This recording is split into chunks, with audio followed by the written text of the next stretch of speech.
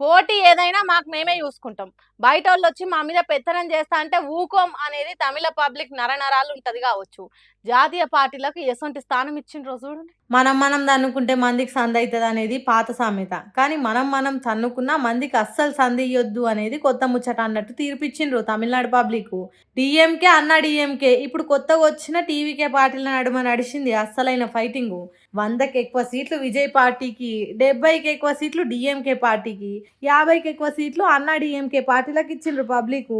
అంతేగాని బీజేపీ పార్టీకి కాంగ్రెస్ పార్టీలకు షరీ రెండిచ్చి ఇక మీకు ఇంతకంటే ఎక్కువ ఇయ్యలేమన్నట్టు చేసిండ్రు.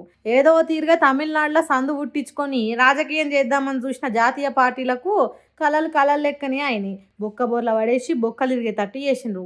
తమిళనాడులో పోటీ చేసి అధికారం మాదే, మేమే గెలవబోతున్నామని ఇక ఎప్పుడు అనకుండా గట్టిగా అరుచుకున్నారు. తెలంగాణకు గవర్నర్గా పనిచేసి ఇక్కడ వచ్చి రాని రాజకీయాలు చేసిన తమిళసై సౌందరరాజన్ మేడము ఈ ఎన్నికలతోటి 6 సార్లు ఓడిపోయింది.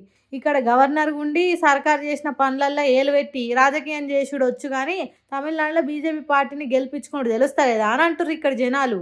తమిళనాడులో కాంగ్రెస్ బీజేపీ అనే జాతీయ పార్టీల పరిస్థితి ఇట్లుంటే పశ్చిమ బెంగాల్ రాష్ట్రంలో కాంగ్రెస్ సిపిఐఎం అనే 2 జాతీయ పార్టీల పరిస్థితి కూడా అట్లనే ఉన్నది. సరే 2 సీట్లు ఇచ్చి ఇక మీకు ఇంతకంటే ఎక్కువ సీట్లు ఇవ్వలేమన్నట్టు చెప్పిండ్రు.